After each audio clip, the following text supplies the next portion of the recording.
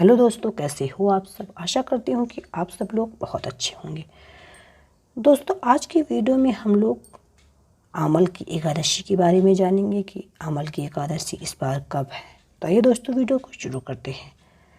आमल की एकादशी को आमलक की एकादशी भी कहा जाता है। आमल की मतलब आंवला होता है, जिसे हिंदू धर्म और आयुर्वेद दोनों में श्रेष्ठ बताया गया है। पद्म पुराण के अनुसार आंवले का वृक्ष भगवान विष्णु को अत्यंत प्रिय होता है। आंवले के वृक्ष में श्री हरि एवं लक्ष्मी जी का वास माना जाता है और इस वृक्ष में भगवान विष्णु का वास होने की वजह से उसी के नीचे भगवान का पूजन किया जाता है।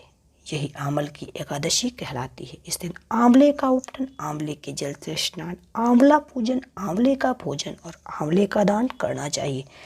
कहने का मतलब है कि आमल की एकादशी है तो इस दिन आंवले का यूज ही किया जाता है। दोस्तों, आमल की एकादशी में आंवले का विशेष महत्व है। इस दिन पूजन से लेकर भोजन तक हर कार्य में आंवले का उपयोग होता है। आमल की एकादशी की पूजा करने के लिए सुबह उठकर भगवान विष्णु का ध्यान करके व्रत का संकल्प करना चाहिए। व्रत का संकल्प लेने के बाद स्नान आदि से निवृत्त होकर भगवान विष्णु की पूजा करनी चाहिए। घी का दीपक जलाकर विष्णु सहस्त्र नाम का पाठ। पूजा के बाद आंवले के वृक्ष के नीचे नवरत्न युक्त कलश स्थापित करना चाहिए। अगर आंवले का वृक्ष उपलब्ध नहीं है तो आंवले का फल भगवान विष्णु को प्रसाद स्वरूप अर्पित करें। आंवले के वृक्ष का धूप, दीप, चंदन, रोली, पुष्प, अक्षत आदि से पूजन कर उसके नीचे किसी करीब जरूरतमंद व्यक्ति या ब्राह्मण को भोजन कराना चाहिए। अगले दिन यानी द्वादशी को स्नान कर भगवान विष्णु के पूजन के बाद जरूरतमंद व्यक्ति या ब्राह्मण को कलश, वस्त्र और आंवला आदि दान करना चाहिए। इसके बाद भोजन ग्रहण करके उपवास खोलना चाहिए। दोस्तों, पद्म पुराण के अनुसार आमल की एकादशी का व्रत करने से सैकड़ों तीर्थ दर्शन के समान पुण्य की प्राप्ति होती है। समस्त यज्ञों के बराबर फल देने वाले आमल की एकादशी व्रत को करने से व्यक्ति को मोक्ष की प्राप्ति होती है। जो लोग आमल की एकादशी का व्रत नहीं करते हैं वह भी इस एकादशी के दिन भगवान विष्णु को आंवला अर्पित करें और स्वयं भी खाएं। शास्त्रों के अनुसार आमल की एकादशी के दिन आंवले का सेवन करना बहुत ही लाभकारी माना जाता है। तो दोस्तों, आइए जानें आमल की एकादशी की व्रत कथा क्या है। एक बार मंधाता जी ने वशिष्ठ जी से प्रार्थना की, हे ऋषिवर, यदि आप मुझ पर प्रसन्न हैं, मुझ पर यदि आपकी कृपा है तो आप कृपा करके मुझे ऐसा व्रत बतलाइए जिसका पालन कर मुझे वास्तविक कल्याण की प्राप्ति हो। इसके उत्तर में वशिष्ठ जी ने प्रसन्नचित्त होकर कहा, हे राजन, मैं आपको शास्त्रों के गोपनीय, रहस्यपूर्ण तथा बड़े ही कल्याणकारी व्रत की कथा सुनाता हूँ जो कि समस्त प्रकार के मंगल को देने वाली होती है। हे राजन, इस व्रत का नाम आमल की एकादशी व्रत है। यह व्रत बड़े से बड़े पापों का नाश करने वाली 1000 गाय दान के पुण्य का फल देने एवं मोक्ष प्रदाता है। पुराने समय के वैदिश नाम के नगर में ब्राह्मण, क्षत्रिय, वैश्य तथा शूद्र वर्ण के लोग सुखपूर्वक निवास करते थे। वहाँ के लोग स्वाभाविक रूप से स्वस्थ तथा हष्ट पुष्ट थे। हे राजन, उस नगर में कोई भी मनुष्य पापात्मा अथवा नास्तिक नहीं था। इस नगर में जहाँ तक वैदिक कर्म का अनुष्ठान हुआ करता था, वेद ध्वनि से नगर गूंजता ही रहता था। उस नगर में चंद्रवंशी राजा राज करते थे। इसी चंद्रवंशी राजवंश में एक चैत्रथ नाम के धर्मात्मा एवं सदाचारा राजा ने जन्म लिया। बड़ा ही पराक्रमी, सुरवीर, धनवान, भाग्यवान तथा शास्त्रज्ञ भी था। इस राजा के राज्य में प्रजा को बड़ा ही सुख प्राप्त था। सारा वातावरण ही अनुकूल। यहाँ की सारी प्रजा विष्णु भक्ति परायण थी। सभी लोग एकादशी का व्रत करते। इस राज्य में कोई भी दरिद्र अथवा कृपण नहीं देखा जाता था। इस प्रकार प्रजा के साथ राजा अनेकों वर्षों तक सुखपूर्वक राज करते रहे। एक बार फाल्गुन शुक्ल पक्षी द्वादशी संयुक्ता आमल की एकादशी आई। यह आमल एकादशी महाफल देने वाली है। ऐसा जानकर नगर के बालक, वृद्ध, युवा, स्त्री व पुरुष तथा स्वयं राजा ने भी सपरिवार इस एकादशी व्रत का पूरा नियमों के साथ पालन किया। एकादशी वाले दिन राजा प्रातःकाल नदी में स्नान आदि समाप्त कर समस्त प्रजा के साथ उस नदी के किनारे पर बने भगवान श्री विष्णु के मंदिर में जा पहुंचे। उन्होंने वहां दिव्य गंध, सुवासित जल पूर्ण कलश, छत्र, वस्त्र, पादुका आदि पंच रत्नों के द्वारा सुसज्जित करके भगवान की स्थापना की। इसके बाद धूप दीप प्रज्वलित करके आमल की अर्थात आंवले के साथ भगवान श्री परशुराम जी की पूजा की और अंत में प्रार्थना की, हे परशुराम, हे रेणुका के सुखवर्धक, हे मुक्ति प्रदाता, आपको नमस्कार है।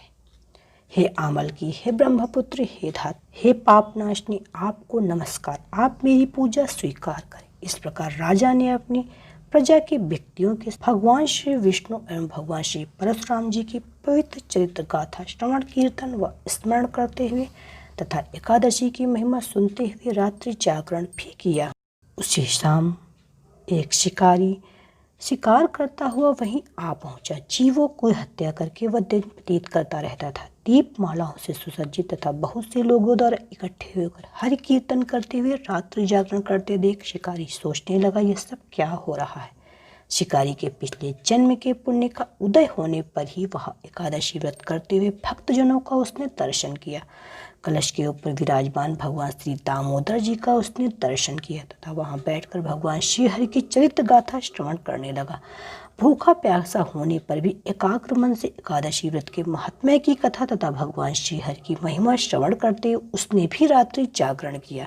प्रातः होने पर राजा अपनी प्रजा के साथ अपने नगर को चला गया तथा शिकारी भी अपने घर वापस आ गया और समय पर उसने भोजन किया।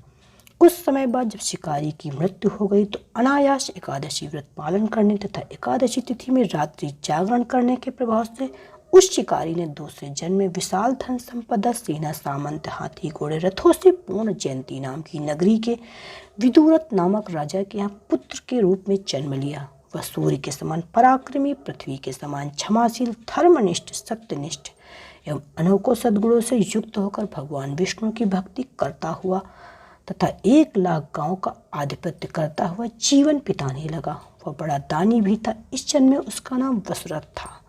एक बार वह शिकार करने के लिए वन में गया और मार्ग भटक गया। वन में घूमते घूमते थका हारा अभ्यास से व्याकुल होकर अपनी बाहों का तकिया बनाकर जंगल में सो गया। उसी समय पर्वतों में रहने वाले म्लेच्छ यवन सोए हुए राजा के पास आकर राजा की हत्या की चेष्टा करने लगे। वे राजा को शत्रु मानकर उसकी हत्या करने पर तुले थे। उन्हें कुछ ऐसा भ्रम हो गया कि ये वही व्यक्ति जिसने हमारे माता पिता, पुत्र, पौत्र आदि को मारा तथा इसी के कारण हम जंगल में खाक छान रहे हैं। किंतु आश्चर्य की बात कि उन लोगों द्वारा फेंके गए अस्त्र शस्त्र राजा को न लगकर उसके इर्द गिर्द ही गिरते गए। राजा को खरोंच तक नहीं आई। जब उन लोगों के अस्त्र शस्त्र समाप्त हो गए तो सभी भयभीत हो गए तथा एक कदम भी आगे नहीं बढ़ा सके। तब सभी ने देखा कि उसी समय राजा के शरीर से दिव्य गंध युक्त अनेकों आभूषणों से आभूषित एक परम सुंदरी देवी प्रकट हुई। वह भीषण भक्ति युक्ता क्रोधित नेत्र देवी क्रोध से लाल पीली हो रही थी। उस देवी का यह स्वरूप देखकर सभी यवन इधर उधर दौड़ने लगे, परंतु उस देवी ने एक हाथ में चक्र लेकर एक क्षण में सभी म्लेच्छों का वध कर डाला। जब राजा की नींद खुली तो उसने यह भयानक हत्याकांड देखा तो वह आश्चर्यचकित हो गया, साथ ही भयभीत भी हो गया। उस भीषण आकार वाले म्लेच्छ को मरा देखकर राजा विस्मय के साथ सोचने लगा, मेरे इन शत्रुओं को मारकर मेरी रक्षा किसने की? यह मेरा ऐसा हितैषी कौन मित्र है? जो भी हो, मैं उसके इस महान कार्य के लिए उसका बहुत बहुत धन्यवाद ज्ञापन करता हूँ। उसी समय आकाशवाणी हुई कि भगवान केशव को छोड़कर भला शरणागत की रक्षा करने वाला और है ही कौन? अतः शरणागत रक्षक, शरणागत पालक श्री हरि ने ही तुम्हारी रक्षा की है। राजा उस आकाशवाणी को सुनकर प्रसन्न तो हुआ, साथ ही भगवान श्री हरि के चरणों में अति कृतज्ञ होकर भगवान का भजन करते हुए अपने राज्य में वापस आ गया और निष्कंटक राज्य करने लगा। वशिष्ठ जी कहते हैं, हे राजन, जो मनुष्य इस आमल की एकादशी का व्रत पालन करते हैं वह निश्चित ही विष्णु लोक की प्राप्ति करते हैं। दोस्तों, आपको आमल की एकादशी व्रत कथा कैसी लगी हमें कमेंट बॉक्स में ज़रूर बताइएगा। यदि आपको पसंद आई हो तो प्लीज़ इसे अपने दोस्तों, अपने रिश्तेदारों के साथ शेयर कीजिए। और हाँ दोस्तों, मेरी वीडियो की नोटिफिकेशन के लिए बेल आइकॉन को जरूर प्रेस कीजिए। तो मिलते हैं कुछ नया लेके एक नए वीडियो में। तब तक के लिए बाय बाय।